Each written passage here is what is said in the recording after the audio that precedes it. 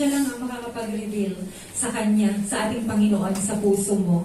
And there are many times that because He wanted to reveal more of Him sa buhay natin, hallelujah, inaalaw din niya yung mga challenges na dumating sa buhay natin. Amen? So that we will come to the end of ourselves para mawala yung pride, mawala yung hino-hold mo. Hallelujah na, kaya ko to pag wala ang Diyos. Kaya ko to pag hindi, pag wala ako sa church, kaya ko to.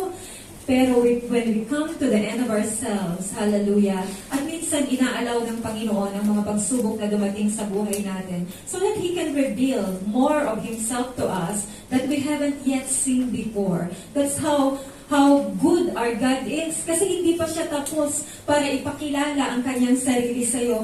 Araw-araw sa buhay mo, nais ipakilala ng Panginoon ang Kanyang sarili.